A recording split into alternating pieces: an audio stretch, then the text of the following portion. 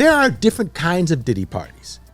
I've seen Diddy parties where children were there. You can't escape if there are 1,000 bottles of baby oil being used. That's a lot of oil. Eddie Murphy sat quietly at first, the courtroom dead silent as cameras clicked and reporters jostled for position. He was older now, his voice slightly more tempered than the rapid-fire comedic brilliance that once made him the king of the box office. But there was steel in his eyes, and something else too. A burden he had carried for years. What followed next would shock not just the courtroom, but the entire entertainment industry. Because for the first time in public, Eddie Murphy said it aloud. "I left Hollywood because of Diddy." Before we move on, I'd like to ask you a small favor. If you appreciate this content, please take a second to like this video and subscribe to the channel. Over 98% of you watch the videos without subscribing. It costs you nothing, but it makes a huge difference to us. So, did you click the subscribe button? Great, thank you so much. Now, back to the video. Gasps filled the room, as if the oxygen had been sucked out all at once. The judge pounded the gavel to restore order, but the damage was done. The media exploded within seconds. Eddie had just detonated a nuclear truth bomb on an industry built on secrets, silence, and shadows. Now, I've also seen the ones that last longer than 8 or 9. Different places. I've never been to the ones that I know you're hoping that I can talk about. People always wondered why Murphy, arguably one of the greatest entertainers of all time, walked away at the peak of his fame. For years, rumors swirled: burnout, creative exhaustion, a need for privacy. But now, with that single statement under oath, the narrative cracked open like a fault line under pressure. Eddie explained that in the early 2000s, as he transitioned out of mainstream comedy into more mature projects, he was invited into what he called exclusive circles.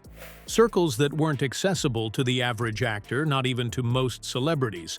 And at the center of many of these circles, he said, was Sean "Diddy" Combs. There are different kinds of Diddy parties. I've seen Diddy parties where children were there. You can't escape if there are 1,000 bottles of baby oil being used. That's a lot of oil. He described private parties, invitation-only retreats, and a strange network of high-level influencers who blurred the line between entertainment, power, and control. Murphy claimed that these events were far from innocent. They were masks, he said, for things that shouldn't happen in any room, to anybody. He never went into graphic detail, perhaps out of legal caution, or maybe just to protect the people who couldn't protect themselves. But he was clear on one thing. It got dark. Fast. And the deeper I got, the more I realized this wasn't about art or success anymore. It was about dominance. I've been to dinner parties at Diddy's houses, or she says some negative things about Diddy, and I'm listening. Trump chimes in and defends Diddy.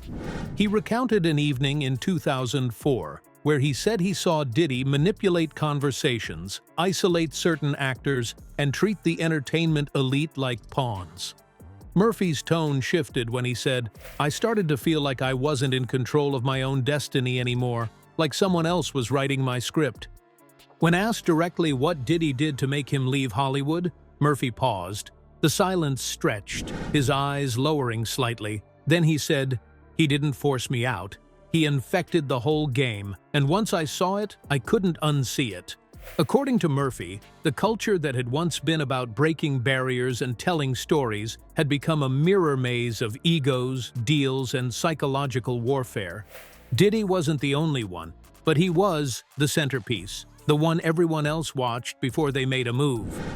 The courtroom was so quiet you could hear fingers clenching. This wasn't just a celebrity throwing shade at another star.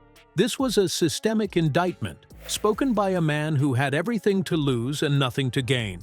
Eddie spoke of trying to warn people, of walking away from projects that suddenly felt like traps. He described a deep paranoia that followed him long after he left the industry.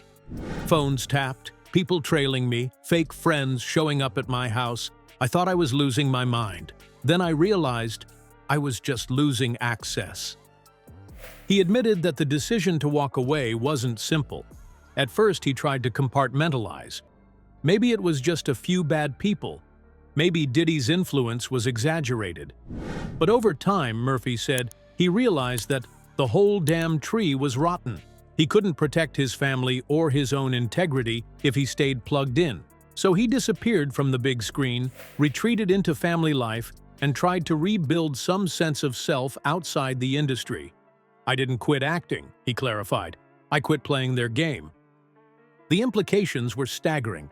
If someone as untouchable as Eddie Murphy felt compromised, manipulated, or even threatened by the ecosystem Diddy represented, what did that say about Hollywood as a whole?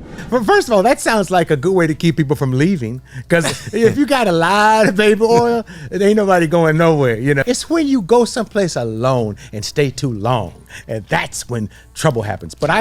What did it say about the hundreds of young actors, musicians, and artists who never made it to Murphy's level? Who got swallowed whole by the machine?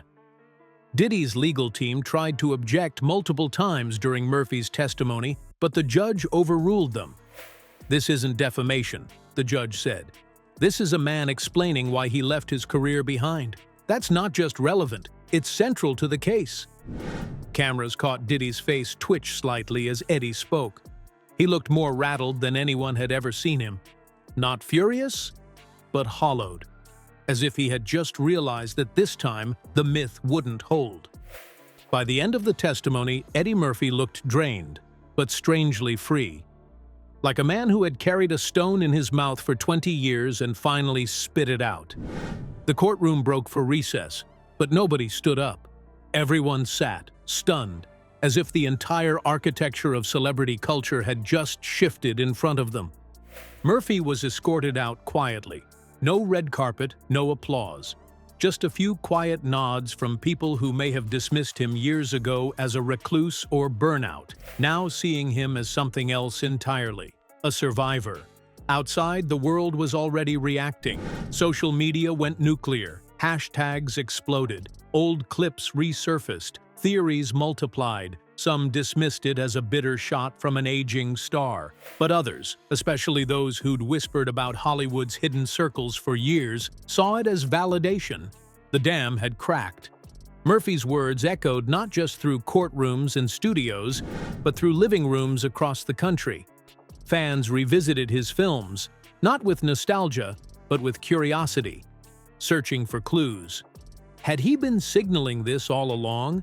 Had his comedy, so layered with satire and commentary, been a warning we just laughed off? In the days that followed, Murphy issued no follow-up statements. He didn't need to.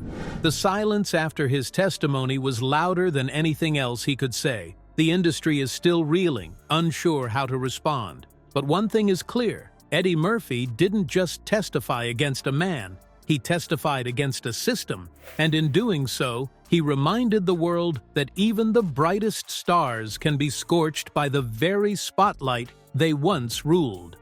And now, people are watching.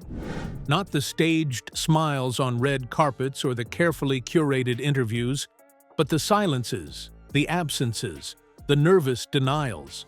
Because when a man like Eddie Murphy says, "I walked away because of Diddy," you don't just listen. You start asking why others stayed.